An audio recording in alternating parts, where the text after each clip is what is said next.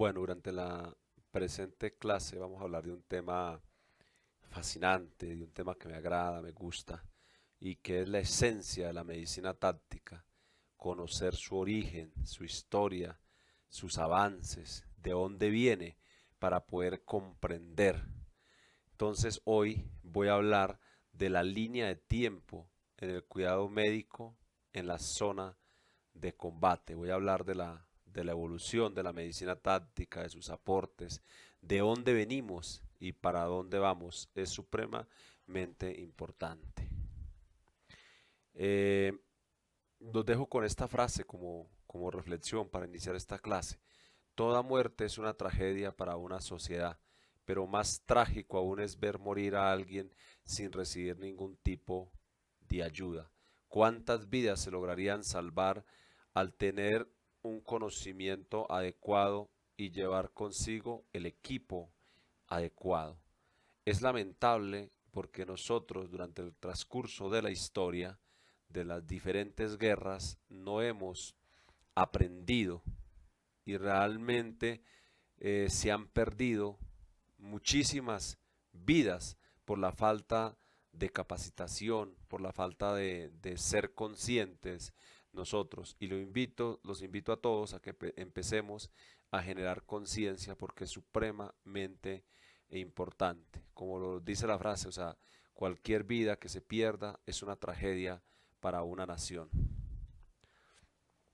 Eh, durante los últimos años, el tratamiento de soldados heridos en el campo de batalla ha cambiado drásticamente, mejorando la supervivencia de heridos como nunca antes. Lo que estamos viendo nosotros hoy en día es una verdadera evolución, como en Irak, en Afganistán, en países en los cuales estamos en conflicto, a pesar de las dificultades, la adversidad del terreno, hoy en día podemos observar que un soldado tiene más oportunidades de sobrevivir que en conflictos recientes como la guerra del Vietnam, por ejemplo. Pero esto se debe precisamente a los avances que se han venido dando prácticamente en los últimos 200 años. Eh, Hablemos un poco y remitámonos a la Primera Guerra Mundial. Imagínense ustedes, colóquense por un momento en los zapatos de los soldados de la Primera Guerra Mundial metidos en una trinchera casi una semana con los muertos y los heridos dentro de una trinchera, porque eso fue algo característico de la Primera Guerra Mundial, la atención de los heridos de la trinchera. Ahí viene esa frase que se utiliza mucho, pie de trinchera, los soldados con los pies inflamados por estar expuestos a la humedad, al frío de esas duras trincheras.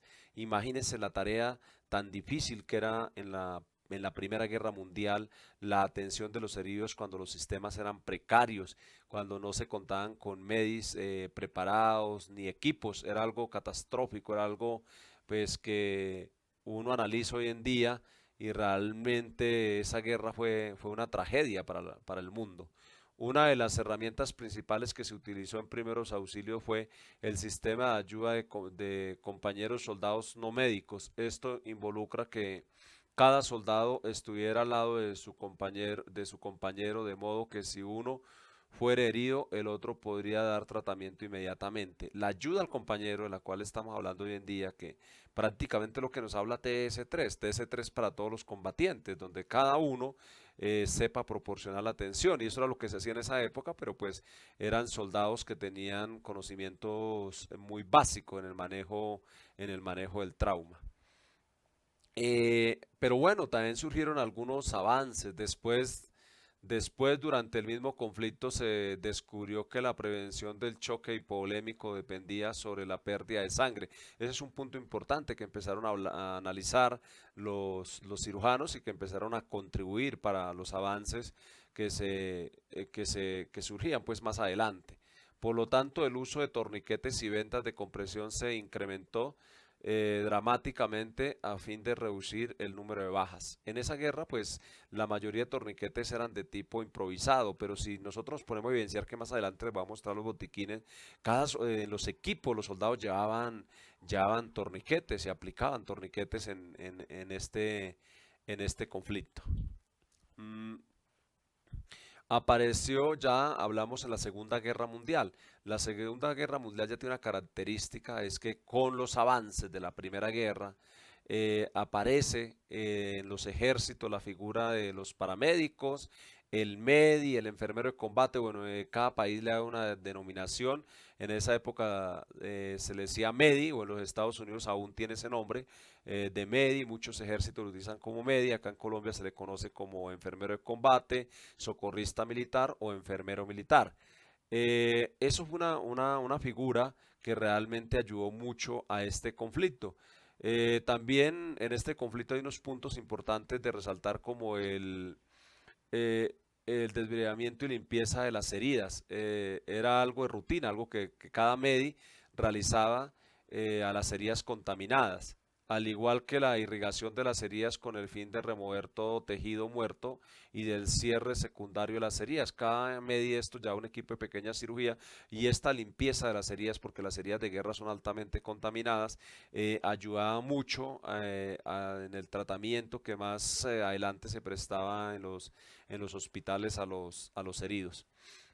Mm, en la Segunda Guerra Mundial al comienzo está claramente establecido varios conceptos, ya pues habían los conceptos que estaban previamente establecidos y que cada MEDI lo sabía. El tratamiento integral debía ser lo más pronto posible. Aquí ya se empezó a observar una mejoría en el tratamiento, o sea, proporcionaba atención rápida, y ese era el papel del soldado médico. La evacuación muy rápida, ya se utilizaban los medios de evacuación mucho más rápidos que los de la Primera Guerra Mundial. Aplicación de líquidos en el sitio mismo de campaña. En esa época pues ya se hacía incluso lo que era la transfusión sanguínea, y lógicamente la reposición de volumen era algo que todos los médicos lo tenían como un estándar en el campo de batalla. Mm, eh, entonces, ¿qué pasa? En esta ya hay unos aportes importantes, como el empleo del plasma. Se masificó el empleo del plasma en este conflicto. Pero ustedes pueden observar, por ejemplo, las antiguas bolsas de soluciones. Hasta la Segunda Guerra Mundial, estas bolsas eran de vidrio. Ustedes se pueden imaginar un enfermero o un médico llevando en su botiquín estos envases de vidrio donde ya dan solución o para hacer transfusión. Las agujas eran reutilizables, o sea, con una aguja podían pasar, canalizar o hacer venopunción a varios soldados, al igual que las jeringas. Todos estos envases eran de vidrio y eran reutilizables, pero realmente la transfusión sanguínea fue algo que se experimentó a finales de la Primera Guerra Mundial, y se empezó a masificar la utilización de transfusión durante la Segunda Guerra Mundial. Incluso hoy en el concepto moderno, pues algo de las recomendaciones de las directrices actuales y modernas del TC3, se habla mucho sobre la transfusión sanguínea en el campo de batalla. Mm, Ustedes observen esa imagen, por ejemplo, eran los botiquines de los soldados médicos. En esa prácticamente ahí pueden observar los insumos que precariamente ya en esa época. Ellos enfocaban más la atención como al control del sangrado, por eso ustedes observan los insumos compuestos sobre todo por apósitos, vendajes y pinzas para el control del sangrado. La transfusión sanguínea que había comenzado durante la Primera Guerra Mundial en forma tímida y rudimentaria, porque realmente era muy rudimentaria durante la Primera Guerra Mundial, ya en 1943 ya prácticamente se recomienda la utilización de grandes cantidades de sangre para los soldados que están en un estado de choque hipovolémico, y realmente esto es un avance muy, muy importante durante la Segunda Guerra Mundial. Mm, Acá pueden observar otro tipo de los botiquines. Si ustedes observan la película Hasta el último hombre, que es una película de la vida real, que realmente esta persona es un héroe porque fueron hechos de la vida real. En la vida real él sí rescató los 75 soldados en esa batalla. Ustedes observan el botiquín de él, que es ese botiquín que era el que ya esa persona, era el que ya el soldado médico, pues realmente ya unas pincitas, un torniquete, un kit de medicamentos de analgesia, de antibióticos, y bueno, era así como esa variedad y con eso tenía que atender los soldados heridos. Entonces era algo muy importante. Aunque no se puede decir que la aparición de los antibióticos fuera un avance quirúrgico debido a la guerra, pero ya en la Segunda Guerra Mundial uno de los avances significativos fue el empleo de los antibióticos para tratar las heridas. Ya pues los soldados se reducía enormemente lo que era el riesgo de infección y eso fue algo definitivo para reducir el índice de mortalidad de los combatientes. Mm, por acá pueden observar otro tipo de modelo botiquines, eran los diferentes tipos de modelos de la Segunda Guerra Mundial. Pero algo que llama la atención y me parece muy curioso y muy importante ese avance era que cada soldado tenía un paquete en su cinturón de antibiótico. Cada soldado llevaba su pack de antibiótico y cuando este era herido inmediatamente él se tomaba ese antibiótico y eso fue algo muy importante. Ya en 1944 se comenzó el uso en cantidades importantes de la penicilina, por ejemplo. Pero bueno, eso es algo importante. Resulta que también las directrices ya de TS3 modernas, incluso la mayoría de soldados desplegados en Irak y Afganistán, cada soldado lleva su pack de antibióticos y de analgésico. Y cuando esté serio, inmediatamente se toma, se medica, no espera, porque eso ya es un protocolo. Si ustedes revisan muy bien las directrices del TS3, eso es un estándar como el torniquete. Me parece impresionante que si ya la Segunda Guerra Mundial era un estándar, ¿por qué nosotros hoy en América Latina no estamos utilizando ese estándar que ya se utilizaba en 1944? De pronto se nos olvidó y por eso es que es importante recordar los avances que vienen que vienen desde los conflictos anteriores. La importancia de la atención, ya vamos a remitirnos a la guerra de Corea. La guerra de Corea pues ya es un conflicto totalmente diferente, prácticamente una guerra de guerrillas, un conflicto que se desarrolla en la selva donde esto dificulta como la evacuación, algo similar a lo que se presenta hoy en día en Colombia. Entonces en la guerra de Corea pues Colombia tuvo una representación con lo que se denominó el Batallón Colombia, que fue enviado a participar de este conflicto. En algunas oportunidades he hablado con algunos de los sobrevivientes colombianos de la guerra de Corea. Entonces, de la guerra de Corea, la importancia de la atención precoz, una adecuada y rápida evacuación de los heridos. O sea, aquí ya podemos observar, por ejemplo, la utilización de la ala rotatoria como los helicópteros en este conflicto y eso jugó un papel muy, muy importante a los aportes de la medicina. Lo que es la evacuación aeromédica. Al comienzo los combatientes recibían un tratamiento inicial en el campo de batalla y posteriormente eran enviados a Tokio. Por lo tanto, la atención se realizaba en aviones, barcos, bueno, hay diferentes medios para proporcionar atención. Luego se adaptó un buque hospital y ya empezamos a hablar de los buques hospitales, que hoy en día son las armadas o las marinas de los diferentes países tienen estos buques hospitales e incluso han jugado un papel muy importante en ayuda humanitaria en situaciones de catástrofes o como el caso ahora que se está hablando de la pandemia, estos buques hospitales. Seguimos hablando de qué pasa en la guerra de Corea, pues era un conflicto difícil, complicado por la topografía del terreno, para las evacuaciones de los soldados, pero asimismo se diseñaron diferentes modelos de transporte creando algo, los hospitales de campaña. En la guerra de Corea se empiezan a hablar de los hospitales de campaña. Acá en Colombia, durante la agudización del conflicto, se denominaban los GATRAS, que eran centros avanzados de trauma que se despliegan hacia las retaguardias donde están las tropas en el desarrollo de operaciones. Y realmente esto juega un papel muy importante porque el herido es extraído de la selva y llevado a un hospital. En este hospital es estabilizado y un grupo de profesionales lo estabilizan y de ahí lo remiten a los hospitales centrales de trauma, pues ya para su recuperación. Con un apoyo logístico impresionante, tal vez el mejor de toda la historia de las Fuerzas Armadas Americanas, prácticamente es uno de los mejores despliegues sanitarios.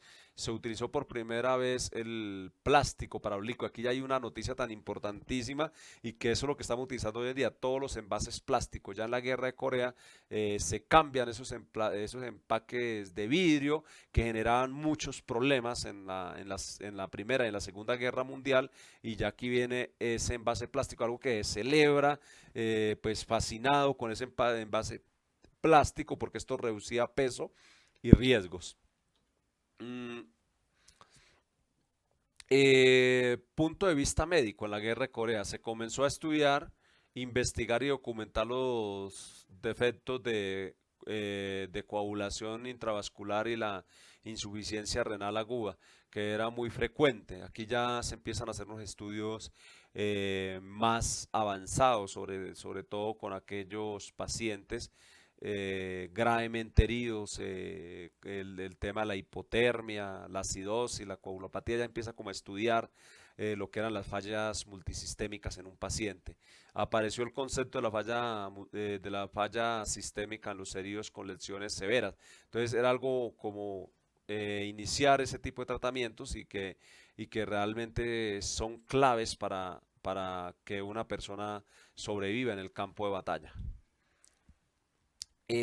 Hay muchos avances en la guerra de Corea. La utilización de los líquidos endovenosos se enfatizó, y gracias a la mejor dotación de los hospitales de campaña, ya se hace el uso de anestesia, la evacuación rápida, se avanza en forma importante en las reparaciones vasculares, o sea, sobre el daño vascular, porque en la Primera, en la Segunda Guerra Mundial, la mayoría de soldados que tenían un compromiso vascular a nivel de extremidades tocaba amputarla. En esta guerra ya se empieza a hacer la reconstrucción arterial y a favorecer a los soldados. La sangre fue utilizada en grandes cantidades, eso es supremamente importante. Y yo digo, hombre, ¿por qué en la actualidad no estamos nosotros utilizando transfusión sanguínea? ¿Cuál es el temor? O sea, ¿por qué? Si ya desde la Primera Guerra Mundial, la Segunda Guerra Mundial, en Corea dio muy buenos resultados y aún nosotros en América Latina se nos dificulta. Entonces, son puntos que tenemos nosotros que analizar en profundidad. La guerra del Vietnam, ya viene un conflicto más reciente ya prácticamente aquí hablamos de un cuidado prehospitalario moderno, ya de una medicina moderna, de una medicina más sofisticada, de unos mejores recursos. Traslado y cuidado médico mucho más avanzado en manos de enfermeros en la zona de combate. Aquí ya los enfermeros venían de una escuela con una muy buena formación académica, mejor equipados, y estos hombres jugaban un papel importantísimo en este conflicto. También se mejoró mucho los sistemas de MEVA, de CASEVAC, de las aeronaves. Estos eran helicópteros de combate, pero se medicalizaban para la evacuación de los heridos, y estas aeronaves jugaron un papel supremamente importante. Mm, ¿Qué podemos decir? Acá en este conflicto hay un aporte muy importante que es la vía aérea quirúrgica. Los enfermeros ya se capacitaban para hacer manejo de vía aérea quirúrgica. Resulta que en este conflicto se utilizaban mucho los artefactos explosivos. El trauma facial era algo normal en este conflicto por la utilización de explosivos. Pero mire que también se inicia la resucitación agresiva del choque hipovolémico, ya son más agresivos con los protocolos de resucitación. Fueron realizados por enfermeros antes de que el herido fuera trasladado a un hospital militar de campaña. O sea, aquí ya los enfermeros de combate tenían una mejor preparación.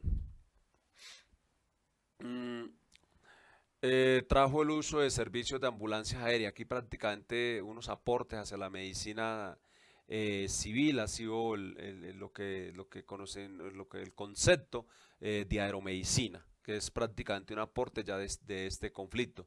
Esto pues disminuye la mortalidad debido a las heridas de combate, una aplicación que ha tenido un gran impacto en la medicina de emergencia civil. O sea, aquí prácticamente ya después de este conflicto la medicina civil empieza a analizar y empieza a implementar lo que conocemos hoy como el traslado aeromédico, sobre todo el ala rotatoria, o sea, los helicópteros. Vemos que en muchos países, en Europa, en los Estados Unidos y ya aquí en América Latina, el helicóptero ambulancia es algo normal o el avión ambulancia es algo muy normal, pero esto ya viene, pues ha sido como un aporte de de la guerra del Vietnam. Guerras de Irak y Afganistán. Hombre, estos conflictos le han aportado muchísimo a a la medicina moderna. Han traído algunos de los adelantos más importantes en muchos aspectos de la medicina militar, comenzando desde el momento en el cual hay heridos. O sea, aquí ya podemos nosotros observar un mejor equipamiento, podemos observar unos enfermeros altamente entrenados, un mejor despliegue de logística frente a los hospitales de campaña que surgen desde Corea. Y bueno, realmente hablamos de las maravillas de la medicina moderna. Evacuación a un hospital militar de los Estados Unidos, la rehabilitación física, y mire que es un papel importantísimo, por ejemplo, empezamos a mirar unos mejores tratamientos en la rehabilitación física, sobre todo de los soldados afectados por artefactos explosivos. Incluso aquí en Colombia pues se empezaron a observar también nuevos avances porque fuimos un país muy afectado por el tema de de las minas. Pero prácticamente esto se convirtió en una escuela. El Hospital Militar Central era nuestra escuela de trauma. Allá llegaba todo el mundo a aprender, porque imagine la cantidad de heridos que llegaban al Hospital Militar Central. Entonces fue denominado como la escuela médico de guerra, e incluso muchos médicos del exterior viajaban a mirar los avances del Hospital Militar Central de Bogotá. Bueno, también, ¿qué adelantos? Pues hay unos adelantos, me causa curiosidad porque hace ver la imagen, ¿sí me entiende? Cómo estos sistemas de camilla, cómo transportan un paciente desde el helicóptero a la sala de emergencia administrándole una RCP, una RCP traumática a un paciente mientras llega al quirófano. Sí, y esto pues realmente incrementaba, era asombroso como no se, aquí lo que se trataba era de no perder tiempo, sino actuar de forma rápida. Entonces hemos adquirido protocolos nuevos y mejores. Ya en esto empezamos a hablar de los protocolos de TC3 que realmente han favorecido mucho a la medicina moderna de combate.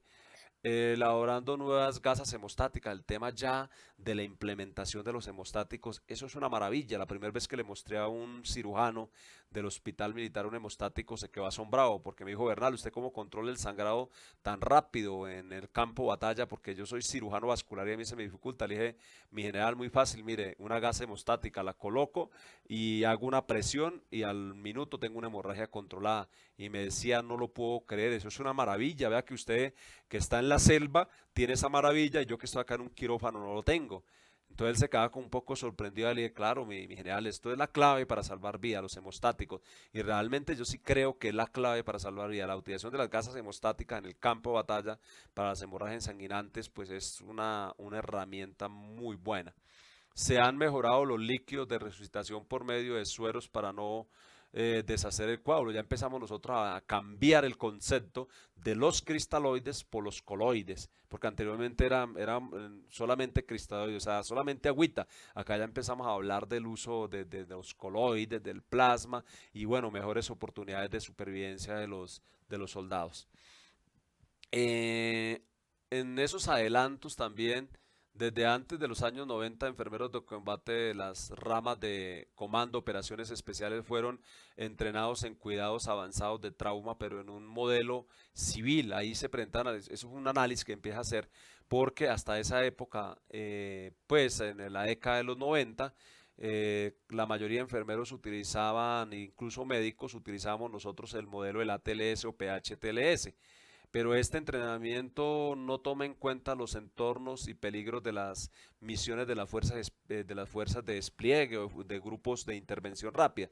Entonces empezó a analizar por qué no da muy buenos resultados. Claro, pues estamos nosotros cometiendo un error que estábamos tomando unos modelos completamente civiles. No estoy diciendo que sean malos, son excelentes. O sea, el ATLS, el PHTLS, el ITLS, el ETLS, son buenos para un médico, para un paramédico civil, pero para los enfermeros desplegados en un área operacional, pues es un modelo que no se adapta a esas necesidades. Entonces ahí ya se empieza pues a analizar y se determina que hay que cambiar algunas cosas. Entonces ya en el año de 1993, el comandante del Comando Naval Especial solicitó un estudio en el cuidado de heridos en combate. Hombre, y aquí el punto de partida fue la intervención de los Rangers y los Deltas en Somalia. Yo creo que todos ustedes recuerdan la caída del Halcón Negro, es algo de la vida real. Entonces, esto ya dio pie a que mirar que esos protocolos no se estaban aplicando y se ordena realizar un estudio. Y ese estudio, pues en ese estudio se logra, se logra se logre evidenciar unos vacíos. Se llevó a cabo un estudio de 2 años, o sea, fue algo muy riguroso. O sea, ustedes dirán rápido, bueno, pues sí, en 2 años se alcanzó a estudiar, se evidenciaron algunos casos en el cual se hizo revisiones de la literatura sobre heridos y varios talleres con enfermeros de combate y médicos militares del Comando de Operaciones Especiales. O sea, aquí se cita a un grupo de personas y se empieza a estudiar algunos casos que se han presentado anteriormente y al analizar esos casos, pues se empiezan a dar de cuenta que había una falla en la aplicación de los protocolos. Ya en el año de 1996, los resultados del estudio fueron publicados en 1996 por el Comando de Operaciones Especiales de los Estados Unidos. Y hablamos ya aparece la palabra de cuidado táctico de heridos en combate en las fuerzas especiales. O sea, ya aparece el concepto de la medicina moderna, que es el concepto del TC3 que tanto ha evolucionado hoy en día. Entonces, ya en 1996 ya aparece el concepto de cuidado táctico de heridos en combate, que anteriormente no se hablaba de este concepto. El estudio confirmó que la TLS, entrenamiento de cuidado avanzado civil en combate, no está comprobado. Por lo tanto, recomendó nuevas guías para el cuidado prehospitalario de heridos en combate durante misiones y operaciones especiales. De forma muy tímida se empieza en cierto sentido como a hacer una transición, pero algo muy tímido, ¿sí? Porque pues aún no había solidez en los estudios, pero se empieza ya de forma tímida a hablar de un nuevo concepto, de unos nuevos protocolos. Eh, Estas nuevas guías fueron llamadas TCC, Tactical Combat Casualty Care, o cuidado táctico de heridos en combate, como las quieran ustedes llamar. Entonces ahí ya nace el TS3 y recomendadas para el uso en el Comando de Operaciones Especiales de los Estados Unidos. Ya se autoriza su uso, pero miren que solamente se autoriza el uso al Comando de Operaciones Especiales de los Estados Unidos. Solamente las fuerzas especiales tenían la posibilidad de entrenarse y sus especialistas de sanidad a hacer uso de estas guías. ¿Qué pasa? En 1997 el concepto de TC3 fue implementado como el cuidado médico estándar para el campo de batalla en cuanto al trauma eh, por los comandos especiales de Estados Unidos, incluyendo los navales, los SEAL, bueno, los Rangers, todo lo que eran las fuerzas especiales. Ya ellos se empiezan a entrenar, se empiezan a capacitar y empiezan ya a aplicar estos protocolos. Todos, no importa la nacionalidad, la rama de servicio o especialidad militar, deben saber cómo disparar, moverse tácticamente, comunicarse y proveer cuidado médico. Mire lo interesante de esa frase. Todos, no importa la nacionalidad, la rama de servicio o especialidad militar, deben saber cómo disparar, moverse tácticamente, comunicarse y proveer cuidado médico. Ahí aparece ese concepto de que todos los combatientes deberían estar entrenados en TS3. Y se empieza a hablar de directrices de TS3 para todos los combatientes. Recordemos que las directrices de TS3 vienen divididas. Directrices básicas para todos los combatientes y directrices para personal sanitario. O sea, para todos los combatientes son las directrices básicas de tareas de autoayuda de las 3 fases. Y las directrices que vamos a ver en este diplomado son directrices para personal sanitario. Ya son mucho más avanzadas. Bueno. Adelante, 2001, el 11 de septiembre de 2001, ya todos ustedes saben lo que pasa, el atentado de las Torres Gemelas y se desata una nueva guerra, que es la guerra de Afganistán, la intervención de las tropas estadounidenses en Afganistán. ¿Qué pasa?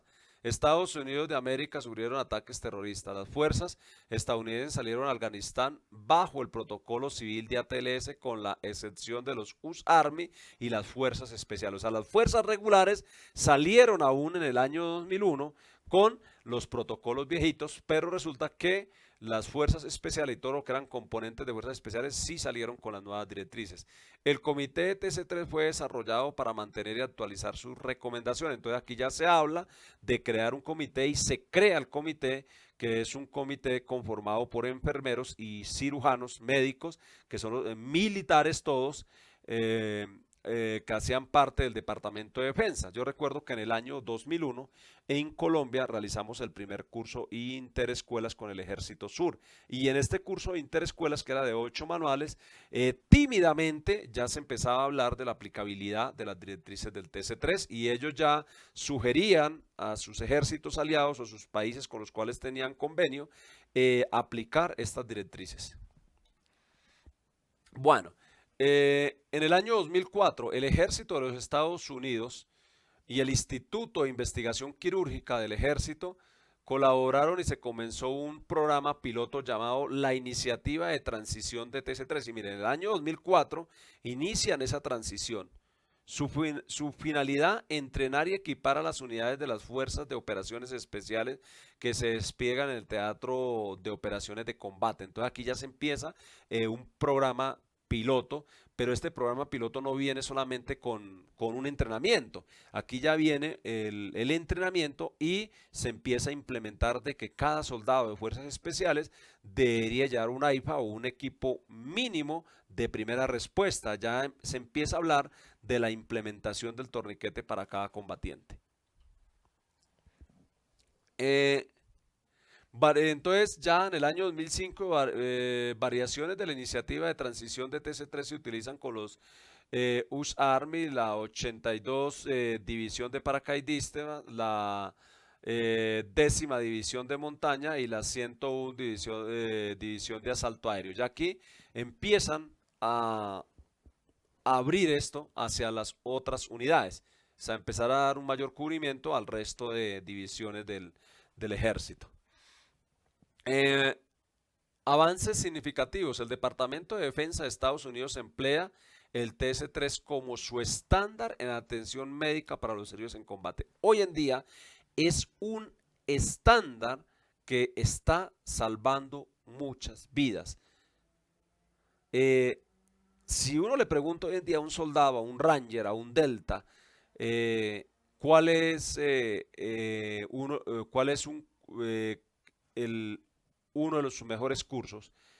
Este va a responder que el TC3 en este momento está catalogado como el segundo curso militar de mayor importancia para los ejércitos que lo están aplicando. Entonces, ha sido algo fabuloso, algo maravilloso este concepto de TC3 que ha revolucionado y sigue evolucionando, porque aún se sigue con la investigación, cada día hay avances nuevos. Es tan eficaz que muchas partes de TC3 se han incorporado al sistema prehospitalario civil y eso es una realidad. Ya los civiles, o sea, en la parte civil se empieza a hacer un análisis también. Hombre, a los militares esto les está dando resultado, pero en la parte civil hay unas dificultades, sobre todo con lo que es la atención del trauma prehospitalario en entornos de alto riesgo y se empieza a plantear este concepto, pero resulta que el TS3 pues son directrices diseñadas para personal armado que va directo a la zona de combate. Entonces aquí se empieza a implementar porque utilizar estas mismas directrices para el ámbito civil no estarían bien teniendo en cuenta de que el personal que va a actuar es personal médico y paramédico civil. Entonces, pero ya se empieza a hacer un análisis sobre este tema.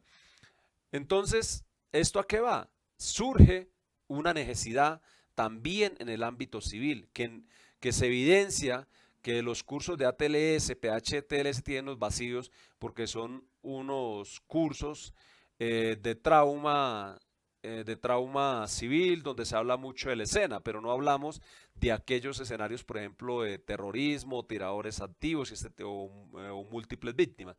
Entonces, como esa necesidad ya empezamos a hablar del Comité de Emergencias Táctico en el cuidado de heridos, o sea, el comité del TSC, del Tactical Combat Casualty Care. Entonces ya empezamos a hablar de este comité y se crea este comité y este comité genera lo que son las directrices civiles, o sea, los protocolos para el personal civil, que es lo que ustedes van a ver en las directrices del TSC. Eh, el comité de tres servicios, o sea, el TS3 tiene su comité, que es el comité de TS3, se fundó en el año 2001 con un grupo de expertos con la misión de mantener y actualizar las pautas de TS3 asegurando que se incorporen nuevas tecnologías e información de manera continua. Claro, y eso es lo que se ha hecho, o sea, cada año se está incorporando algo nuevo. Al principio solamente empezó a hablar de torniquetes, de hemostáticos, pero hoy en día se han incorporado muchos elementos nuevos, han surgido estudios y se está trabajando mucho en la parte tecnológica, sobre todo en la parte de equipo moderno. Eh, Trabajar para el entorno civil, entonces pues prácticamente ya esto es una necesidad, empezar a analizar la situación civil también, de que es importante que el personal civil tenga una capacitación para enfrentar este tipo de amenazas, sobre todo de terrorismo, tiradores activos y todo lo relacionado a la violencia. Entonces ya después un proyecto de investigación médica, operaciones especiales de varios años para mejorar los resultados de los traumas de combate. Entonces ya surge por acá una figura que es el capitán Frank Bulter y esta figura ya empieza a trabajar hacia la parte civil. Entonces ellos publicaron un documento histórico en un suplemento de la revista de medicina en 1996 que presentó el concepto de atención táctica de víctimas en combate. Fue la primera publicación en la revista, un artículo de este tipo en el año de 1996. Eh, Ahora se enseña y se practica en muchos niveles, así como en las ramas del ejército. Las juntas de salud de defensa recomiendan la capacitación para todos los combatientes desplegados y para el personal del departamento médico. Entonces acá ya se dividen las directrices, que son directrices para todos los combatientes y directrices para todo el personal sanitario que esté desplegado, tanto en las misiones operacionales y en los hospitales. Mm, el Comité de Tres Servicios sobre el TS3 se fundó con un grupo de expertos con la misión de mantener y actualizar siempre. O sea, estas son directrices que todos los años se están actualizando e incluso se están publicando los avances. Mm, los equipos de respuesta médica de emergencias táctica, federal y civil ahora se encuentran en la misma encrucijada en la que se encontraban las comunidades médicas de operaciones especiales a principios de la década de 1990. Nos encontramos nosotros ahora con esa encrucijada. Hombre, ¿será que me capacito en TSC o será que no me capacito?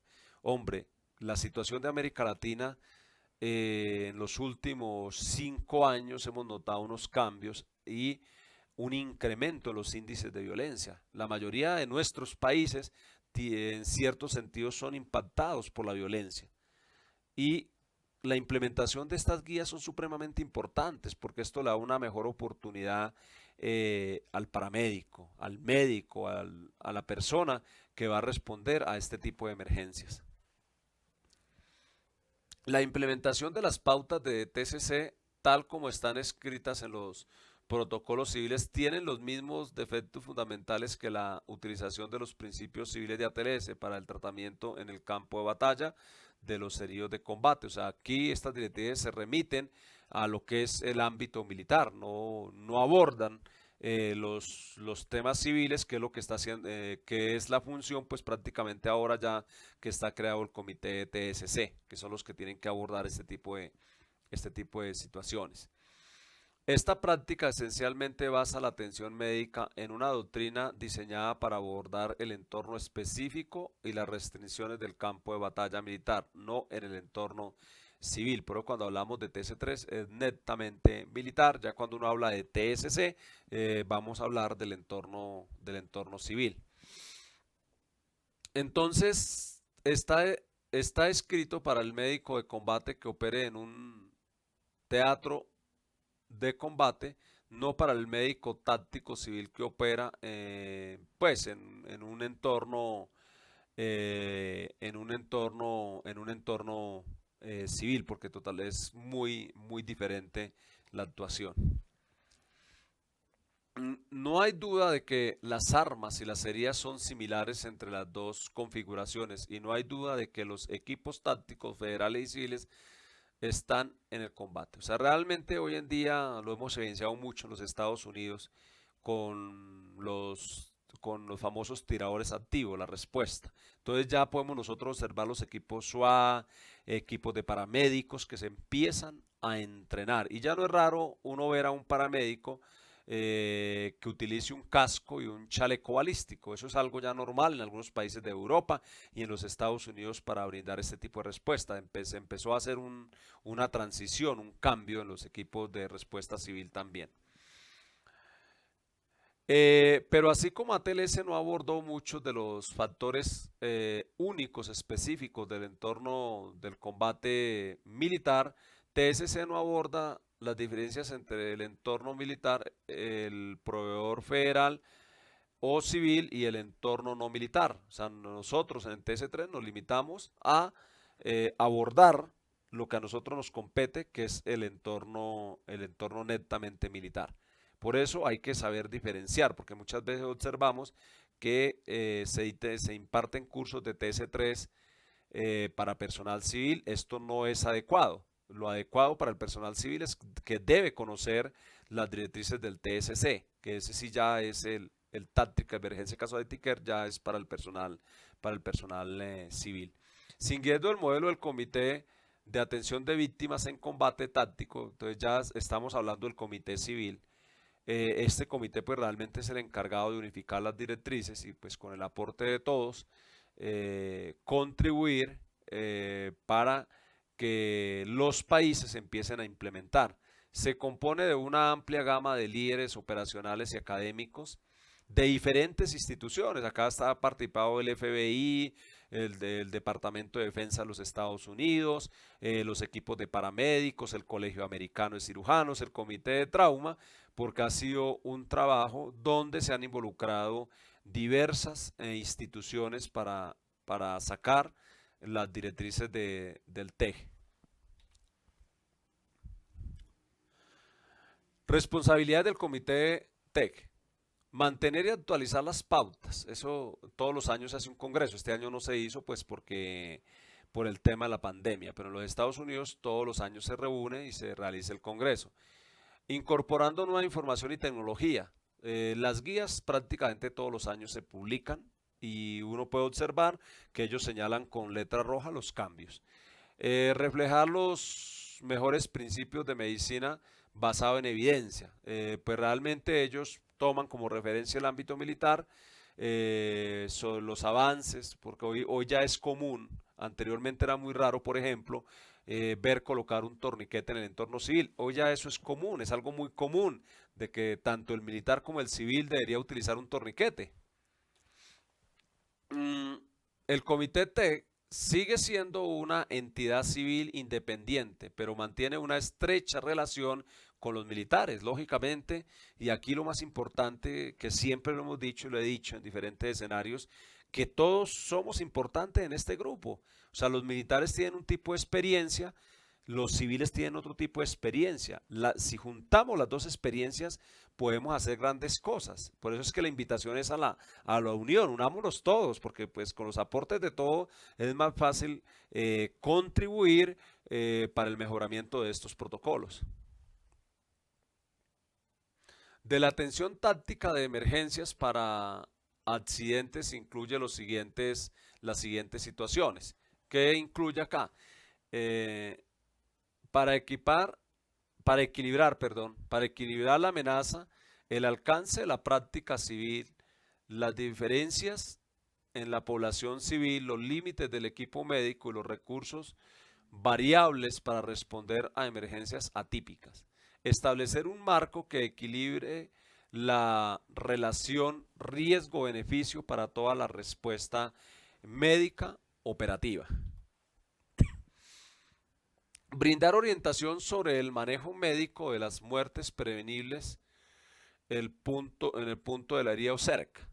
Para minimizar el riesgo del proveedor mientras se maximiza el beneficio para el paciente. Por eso yo les decía, ya hoy es normal y no se les haga raro ver a un paramédico con un chaleco balístico y un casco balístico. Es algo normal. Y yo creo que debemos de apoyar ese tipo de situaciones porque una intervención de alto riesgo es fundamental. Mm, brindar orientación sobre el manejo médico de las muertes prevenibles en el punto de, o cerca. Bueno, esta la hemos mirado. Vamos a pasar a la siguiente. Creo que estaba repetida. Bueno, esto en sí es un pequeño resumen de lo que es la línea de tiempo en el cuidado táctico para que ustedes tengan en cuenta, comprender un poco más lo que son las directrices TS3 y TSC. Pues realmente es un tema supremamente importante. Yo pensaría que tendremos que hacer un análisis un análisis muy profundo a nivel de América Latina. Cada uno en sus países, mirar cómo está la situación y en cierto sentido empezar a implementar estas directrices hacia el entorno civil porque son supremamente importantísimas. Esto le entrega unas muy buenas herramientas eh, a las personas que responden a este tipo de emergencias.